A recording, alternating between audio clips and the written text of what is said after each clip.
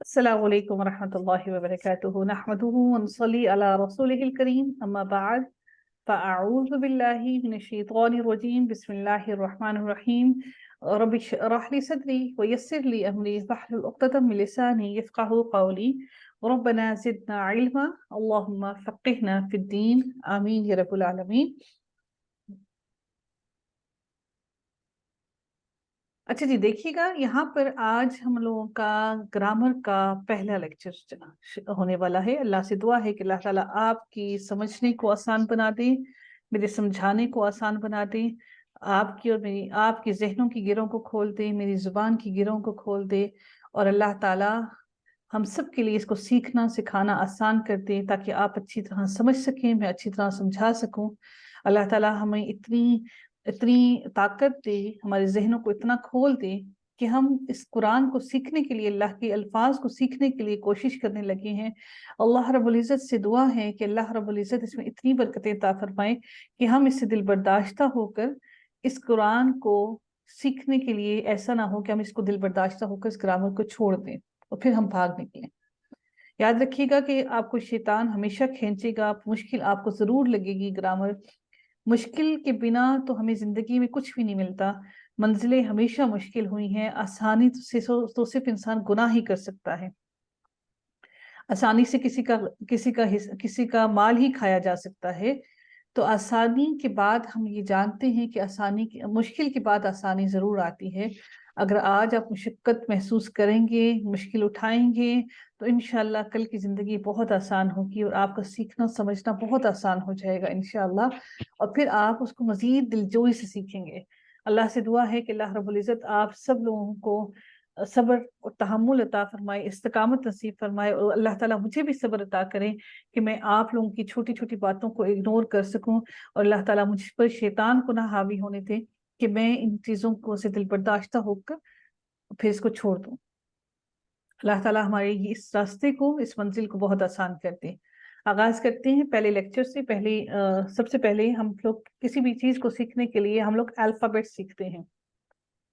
تو عربی زبان ہمارے لیے سیکھنا بہت آسان اس لیے ہے کیونکہ اس میں 80% ورڈز جو ہیں، لیٹرز تو ہم جانتے ہیں اردو کے ہی لیٹرز ویسے ہی ہیں، لیکن عربی زبان میں 80% ورڈز جو ہیں وہ اردو سے بھی ریلیٹڈ ہوتے ہیں۔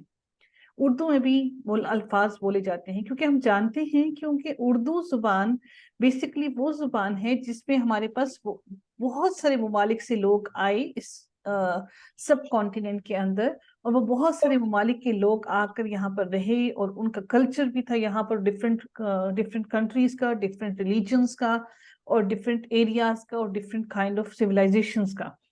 تو subcontinent is the mixture of different civilisations and different languages, ٹھیک ہے۔ تو دیٹس وائی یہاں پر جو نئی لینگویج بنی، جو زبان بنی، وہ اردو بنی، اور وہ اردو جو ہے وہ بہت ساری لینگویجز کو ملا کر مکسچر بنا۔ تو اٹس ویری گڈ فار اس کہ ہماری جو لینگویج ہے اردو، یہ بہت ساری لینگویجز کو ملا کر بنی ہے، اور اس میں بہت سارے ورڈز جو ہیں وہ اردو کے اندر عربی الفاظ شامل ہوئے ہیں، ٹھیک ہے۔ تو اس لیے انشاءاللہ ہمیں سیکھنا آسان ہوگا، ہمیں مشکل نہیں ہوگا۔ جب آپ نے یہ بات ذہن میں ڈال لی کہ آسانی ہوگی تو انشاءاللہ آپ اس کو آسان محسوس کریں گے۔ اگر آپ لوگوں نے اس کو یہ سمجھ لیا کہ مشکل ہے تو آپ نہیں سمجھیں گے۔ تو سب سے پہلے ہم دیکھتے ہیں الفابیٹس کو، کہ الفابیٹس جیسے انگلش میں الفابیٹس ہیں، اردو میں حروف تہجی ہیں، تو عربی زبان میں ان کو حروف الہجا کہا جاتا ہے، ٹھیک ہے۔ حروف الہجا جو ہیں وہ عربی زبان کے اندر کچھ کہتے ہیں جی یہ 28 ہیں، اور کچھ کہتے ہیں وہ 29 ہیں۔ وہ کیسے ہیں؟ وہ اس طرح سے ہیں کہ کچھ الف کو الف اور حمزہ کو ایک ہی کنسیڈر کرتے ہیں، اور کچھ الف اور حمزہ کو دو الگ الگ لیٹرز کنسیڈر کرتے ہیں، ٹھیک ہے۔ تو اس طرح سے اس کی تعداد کچھ کہتے ہیں 28 اور کچھ کہتے ہیں اس کی تعداد 29 ہے۔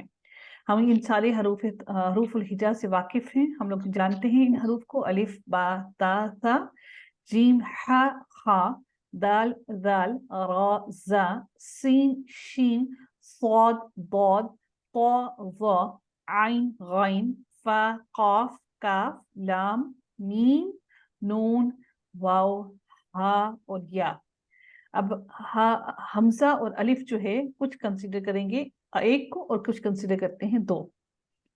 اب عربی زبان کے اندر ہم جانتے ہیں کہ حرکات ہوتی ہیں، हमें उर्दू जुबान के अंदर हम उर्दू के लोगों को बड़ा मुश्किल जो हमें दरपेश आती है वो ये पेश आती है कि हम सारे के सारे अल्फाज हम सारे के सारे ये जो ज़ेर ज़बर पेश है इनको आराब बोलते हैं। बेसिकली दीज आर डोंट आराब, ये आराब नहीं है, ये हरकत हैं। ये बिल्कुल ऐसे ही हरकत हैं जिस तरह से ये साउंड प्रोड्यूस करने के लिए हरकत लगाई जाती हैं। जिस तरह से हम इंग्लिश लैंग्वेज को जब सीखते हैं तो इंग्लिश लैंग्वेज के अंदर हम जानते हैं कि हमारे पास इंग्लिश लैंग्वेज के अंदर अल्फाबेट्स होते हैं जिनको वाउल्स बोलते हैं, A E I O U।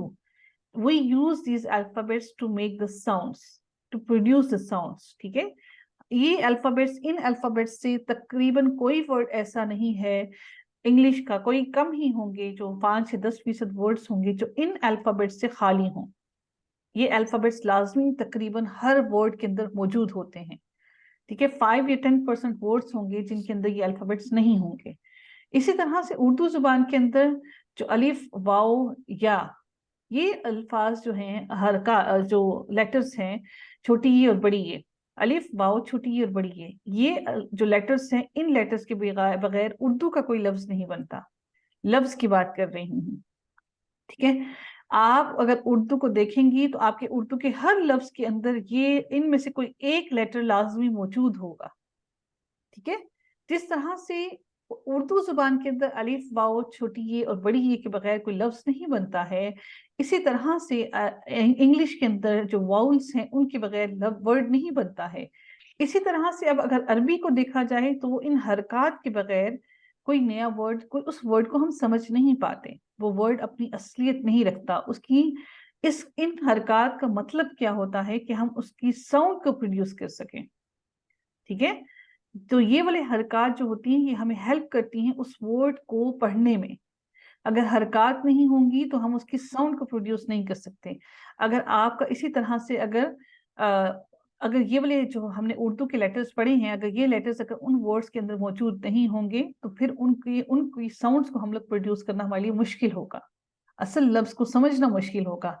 अब हमारे अंदर मुश्किल क्या है कि हम जो उर्दू बोलने वाले लोग हैं हम सारों को आराब ही बोल देते हैं, लेकिन ये आराब नहीं है, ये हरकत हैं जो हरकत लगाते हैं, हरकत देते हैं, उसको मुतहर्रिक कर देते हैं, उनको मोशन दे देते हैं, उनको उनको उनकी आवाज को निकालते हैं।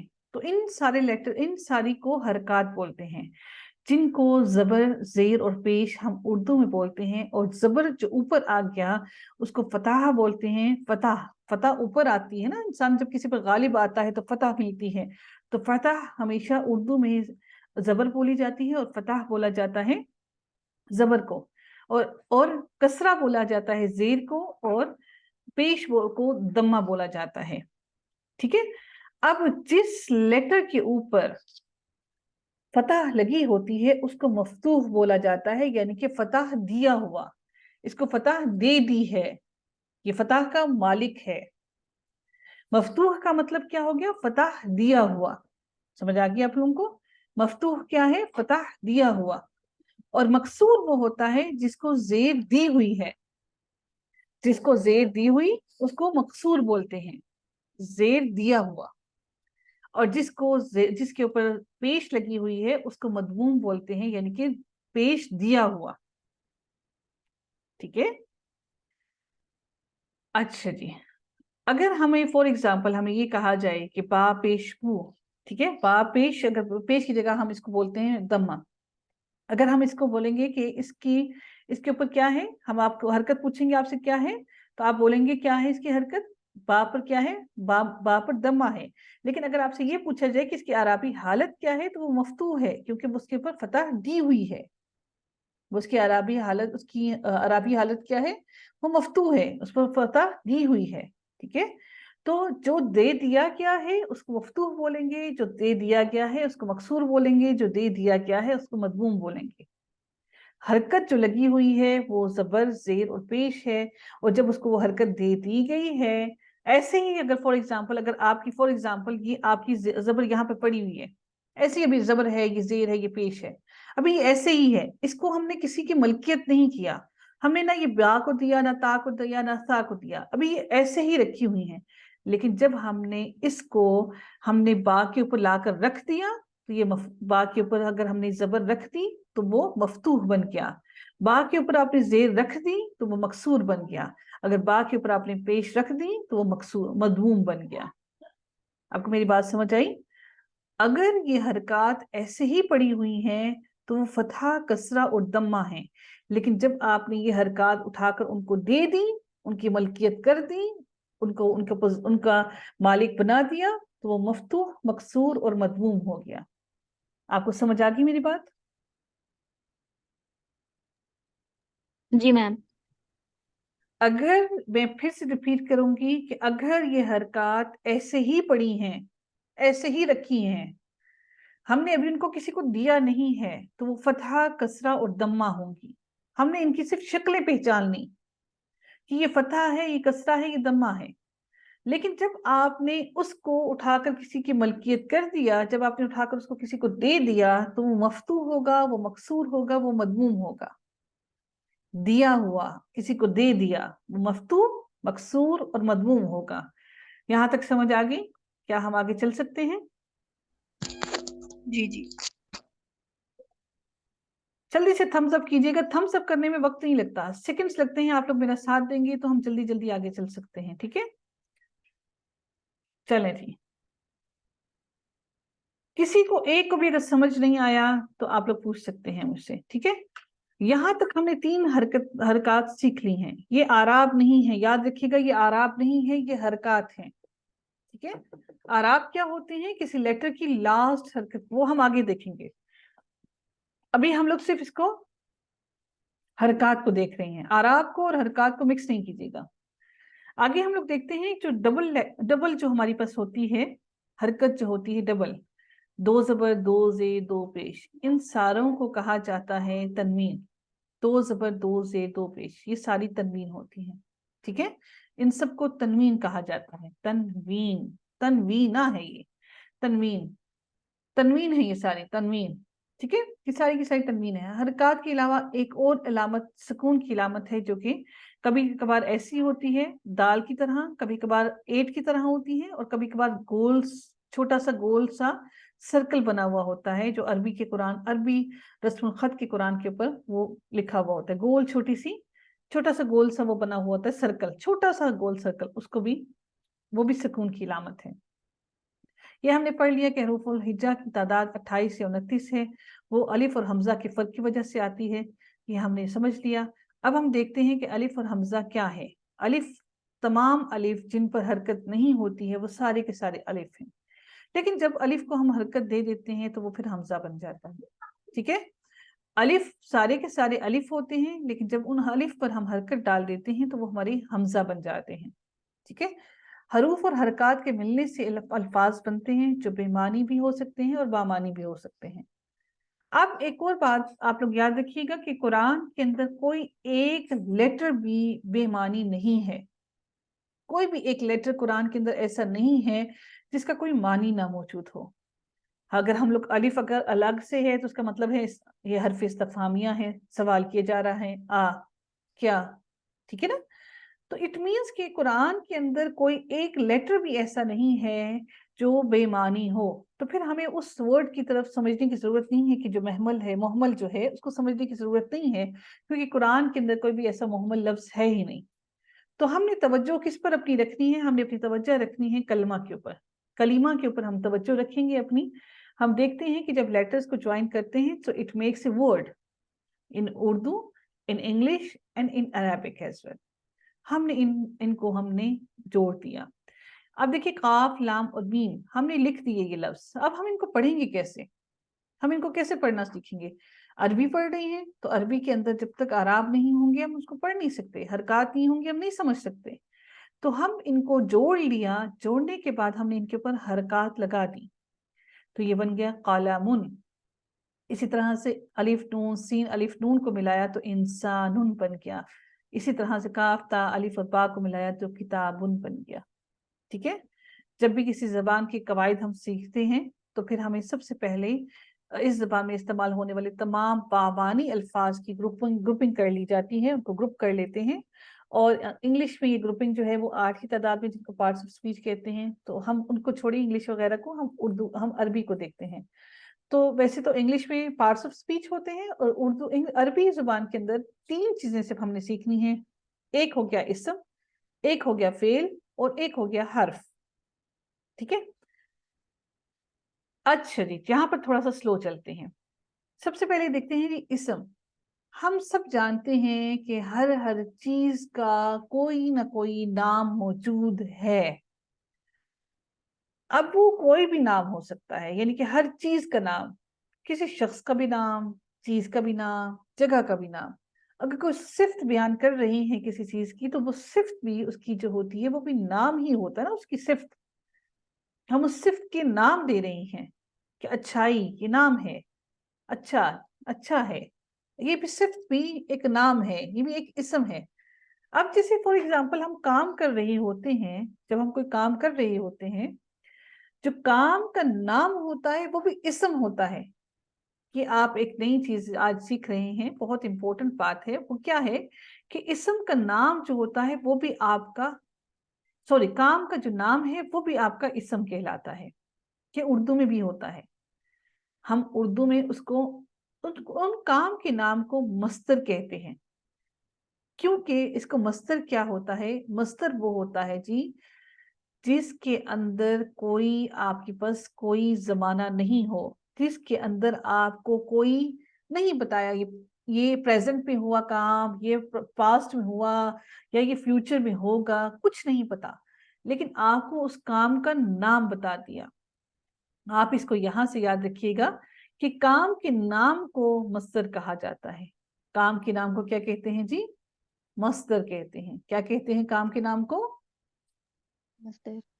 مصدر. مصدر کہتے ہیں. کام کے نام کو کیا کہتے ہیں؟ مصدر کہتے ہیں. مصدر. اب آپ لوگ کو الحمدللہ انشاءاللہ یاد ہو گیا ہوگا مصدر. کام کے نام کو مصدر کہتے ہیں. اب جیسے پڑھنا ہے، لکھنا ہے، سونا ہے، اٹھنا بیٹھنا، کھانا پینا، آنا جانا، جاگنا، رونا، سارے کے سارے یہ کام کے نام بتائے ہیں. ہم نے کام نہیں بتایا یہ کام کب ہوا، کیسے ہوا، کس نے کیا، کچھ نہیں بتایا. ہم نے صرف کام کو نام دے دیا. ہم نے صرف بتایا کہ یہ کام کے نام ہیں. کیونکہ جتنے بھی کاموں کے نام ہوتے ہیں ان سب کو مصدر کہا جاتا ہے. اسم کے اندر شخص کا نام، چیز کا نام، جگہ کا نام، صفت کا نام اور کام کا نام، یہ ساری چیزیں جو ہوتی ہیں کہ اسم کہلاتی ہیں. آپ لوگوں کو یہ بات سمجھ آ گئی؟ کون بتائے گا مجھے اسم کیا ہوتا ہے؟ جی ناہید، جلدی آئیے جی گا. میم. جی میم آ گئی. جی اسم کیا ہے؟ اسم وہ کام جس کا نہ ماضی کا پتہ ہو، نہ بیٹا مطلب میں اسم پوچھ رہی ہوں، اسم کیا ہے؟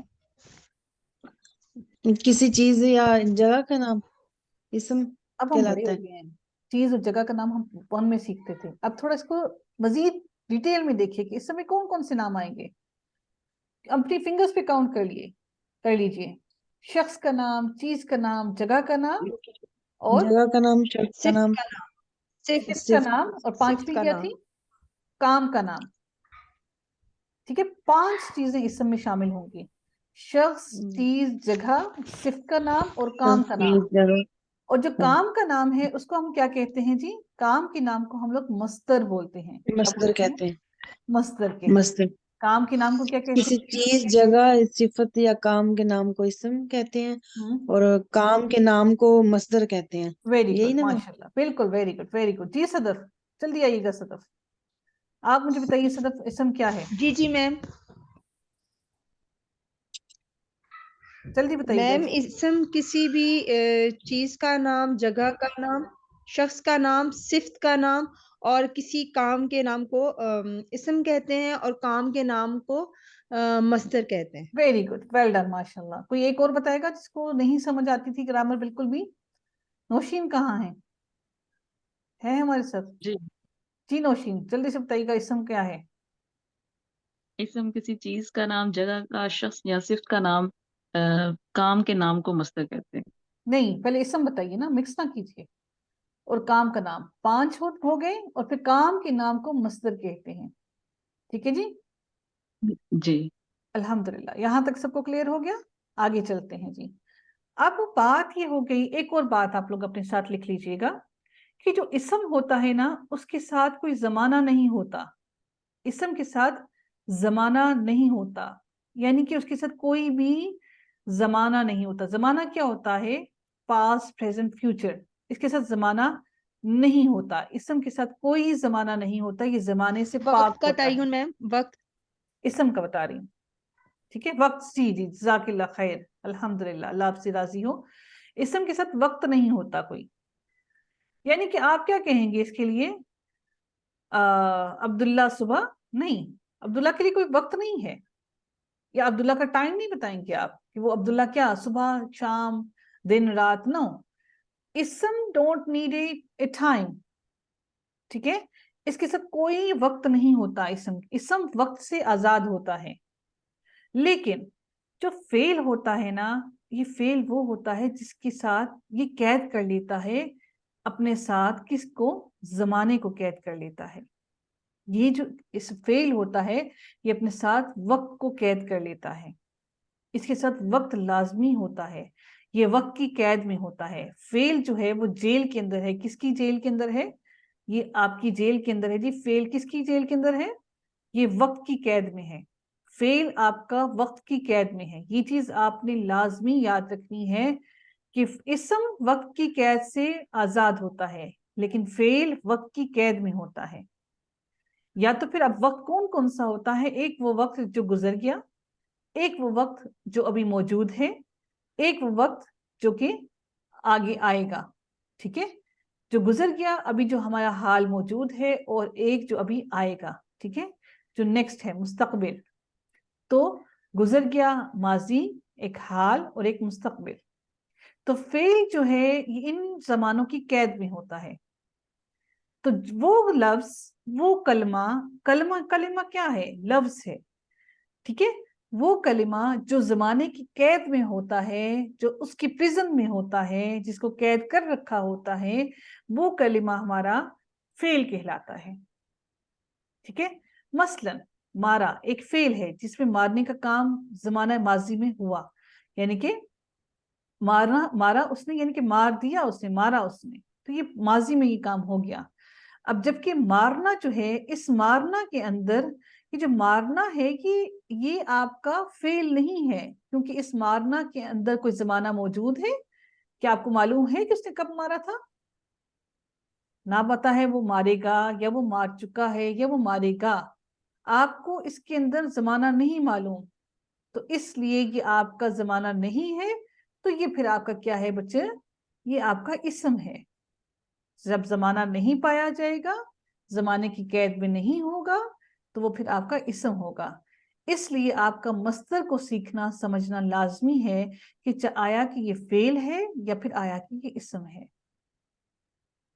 ठीक है? आपको समझ आ गई इस बात की? जी मैम। जी, बाकी भी जी बोले ना, या फिर हैंड रेज कीजिए ताकि मुझे अंदाजा हो जाए। फटाफट थम्स अप किया कीजिए फौरन। ताज़ा इसकी अरेबिक में कोई एग्जांपल दे दें मजदर फॉर की। एग्जाम्पल, मस्तर की अरेबिक में एग्जाम्पल जो है, मैं इंशाल्लाह आपको इसकी एग्जाम्पल हम आगे जो है ना, मैं आपको बताऊंगी इनकी, ठीक है? मस्तर की, मस्तर से ही अल्फाज बनते हैं फेल के। जो हम लोग जब वो गर्दाने करते हैं ना, तो हम एक्चुअल वर्ड्स जो बनाते हैं वो मस्तर से बनाते हैं। असल लफ्ज हमें जो दिया जाता है गर्दान बनाने के लिए, वो मस्तर होता है हमारे पास। उस मस्तर मैम से ये हम जिनमें जमाने बनाते हैं। मैम ये जिन वर्ड्स में ना आ रहा है, जिस तरह पढ़ना, लिखना, मारना, ये सब मुस्तर है, और जब ये मस्तर ना है। हटा देंगे तो ये फेल बन जाएंगे, ऐसे? नहीं नहीं नहीं नहीं नहीं, ना हटाकर फिर हम उसको कोई जमाना देंगे ना। पढ़ तो फिर हुक्म हो गया ना, लिख तो हम्म हुक्म हो गया। तो आप इसके सामने पढ़े लिखेंगी तो वो आपका फ्यूचर बनेगा, ठीक है? हम्म पढ़ा लिखेंगी तो वो आपका माजी बनेगा, ठीक है? जैसे फॉर एग्जाम्पल दरबुन, ये था ना जी, दरबुन, दौरबा।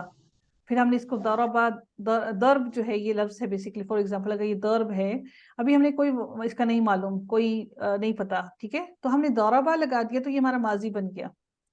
असल जो हम लोग बनाते हैं, गर्दाने बनाते हैं, वो मस्तर से हम उसकी आगे गर्दान बनाते हैं। हमें मस्तर दिया जाता है, उस मस्तर से फिर हम उसको फेल में तब्दील करके हम उसकी गर्दान बना देते हैं, जितने भी हम गर्दान बनाते हैं, ठीक है?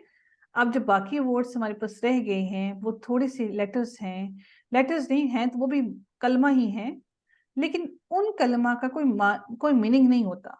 मीन्स मीनिंग ऐसे नहीं होता, मीनिंग उनका अपना होता है, लेकिन बगैर किसी के साथ लगे वो अपना मीनिंग हमें शो नहीं करते, हमें अपना मीनिंग वो नहीं बता पाते। फॉर एग्जाम्पल हम इंग्लिश की प्रपोजिशंस को देखते हैं, जैसे ऑफ, इन, ऑन, उर्दू में पर, से, में, अरबी के अंदर जैसे इला, फी, आला, ये सारी की सारी प्रपोजिशंस हैं।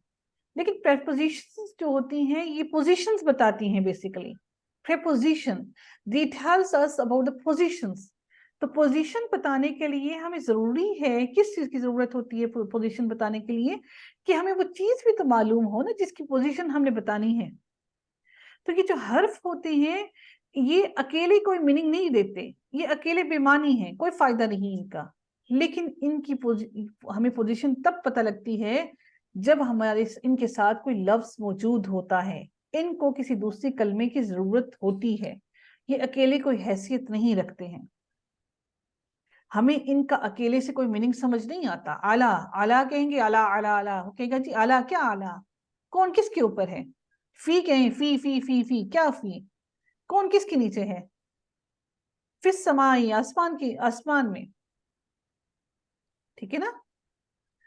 तो इसलिए ये जो हर्फ हैं, ये prepositions जो हैं, इनके लिए हमें किसी दूसरे के सहारे की जरूरत होती है।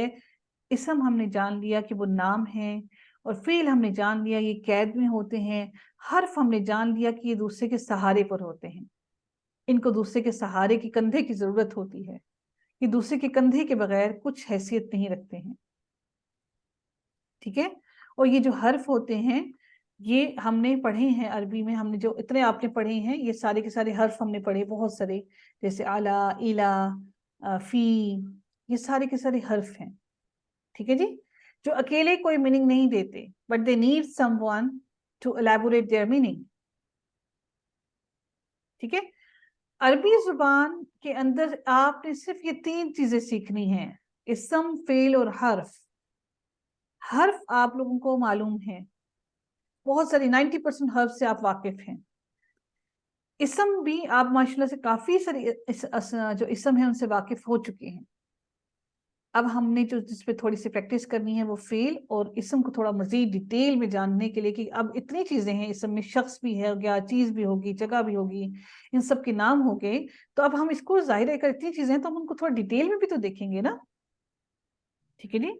अल्हम्दुलिल्लाह जी, आज की ये सारी बातें हमने आज कर ली हैं, और अगर किसी को समझ नहीं आया तो मैं दोबारा लिंक शेयर करती हूँ इंशाल्लाह, तो फिर हम उसमें थोड़ा सा डिस्कस कर लेते हैं, और फिर इंशाल्लाह नेक्स्ट लेसन हम नेक्स्ट में करेंगे, ठीक है। सुब्हानकल्लाहुम्मा व बिहम्दिका, नशहदु अल्ला इलाहा इल्ला अंता, नस्तगफिरुका व नतूबु इलैक। अस्सलामु अलैकुम व रहमतुल्लाहि व बरकातुहू। जी आसमा जी, लिंक जरा शेयर कीजिएगा।